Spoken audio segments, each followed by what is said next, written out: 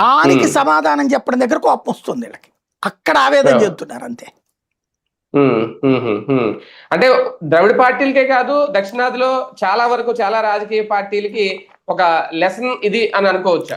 5 రాష్ట్రాల ఎన్నికలు దేశవ్యాప్తంగా ఒక లెసన్ అండి. పరిపాలనలో అహంకారం, అవినీతి, ఆశ్రిత పక్షపాతం, వారసత్వ రాజకీయం, అరాచకాన్ని సమర్థించే తత్వం, ఈ 5 చేసిన వాళ్ళని పక్కన పెట్టారు.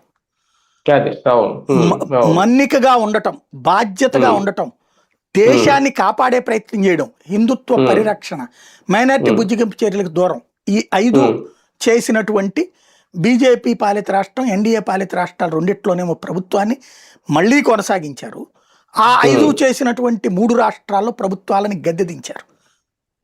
సార్, ఒకటి ఈ 5 రాష్ట్రాల ఎన్నికల్లో కామన్ థింగ్ బీజేపీకి అలాగే టీవీకేకి ఈయన కొన్ని చోట్ల అంతే డ్రైవర్ కొడుకు ఇవ్వడం కానీ, లేదంటే ఆవిడెవరికో లేడీకి ఒక వాళ్ళకి ఇచ్చారు, వీళ్ళు కూడా ఇచ్చారు పశ్చిమ బెంగాల్లో బీజేపీ. అంటే ఈ కామన్ పాయింట్స్ ఏవైతే ఉన్నాయో అవి ఇద్దరిని కూడా ఒక రకంగా ఈ స్థాయికి తీసుకొచ్చినాడు అనుకోవాలి బీజేపీని కానీ. ఒకటి పార్టీ ఫార్ములానే కరెక్ట్ అండి.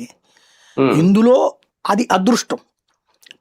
చిరంజీవి ఇచ్చారు పాపం 100 BC ఇచ్చారు. పవన్ కళ్యాణ్ కూడా ఇచ్చాడు 2019లో. సామాన్యులు ఎక్కడెక్కడో సర్వీస్ చేసే వాళ్ళని తెచ్చిచ్చాడు టికెట్లు. ఫెయిల్ అవ్వాలి. అంటే బీజేపీ కూడా ఇప్పుడు సీఎంల ఎంపిక విషయంలో కూడా ఖచ్చితంగా ఈ